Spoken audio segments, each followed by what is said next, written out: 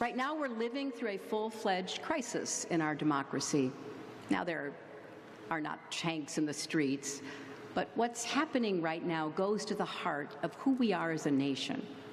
And I say this not as a Democrat who lost an election, but as an American afraid of losing a country.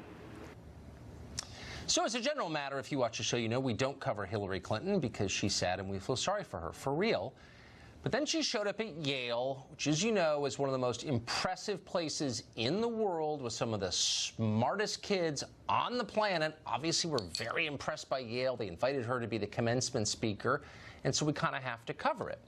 During her totally not bitter at all address, Clinton pulled out a Russian hat, because she's hilarious, and said, quote, "If you can't beat them, join them," because that's not a cliche.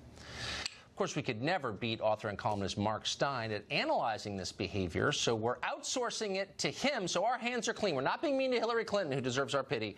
We're letting Mark Stein explain it for us. Hey, Mark.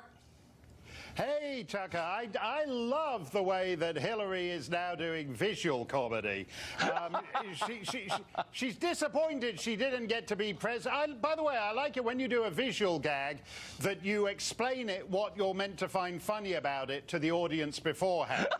So when she said, "This is a Russian hat," I think, obviously, she's at a loose end, doesn't know what to do. I think Vladimir Putin should make her chief commissar of state-approved jokes in Moscow. I think she's eminently qualified for it. I personally would have preferred it. By the way, I do actually think this is the actual Russian hat that Russian intelligence agents left the Fusion GPS dossier under for Christopher Steele to find in a men's room on the Kutuzovsky Prospect in Moscow. It's not normally MI6 tradecraft to take the hat, but he thought it might make a nice souvenir for Chelsea. Unfortunately, she'd already been given one by the Uranium One guy, so she gave this Russian hat to her mother, which is very thoughtful.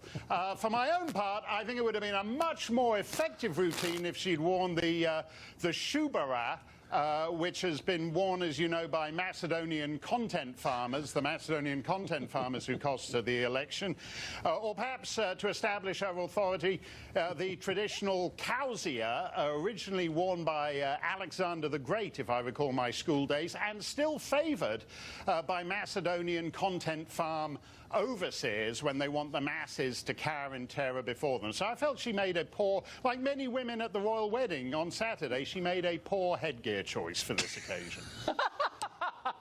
See, I knew that you could bring mirth out of one of the saddest, most heartbreaking moments I'd seen in a long time.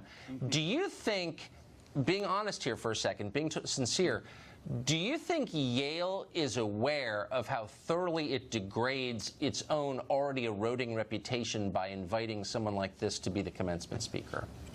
Well, yeah, I do think as a serious matter that partisan politicians, when they're invited to give commencement addresses, should not talk about partisan electoral politics. Yeah, I mentioned Chelsea a moment ago.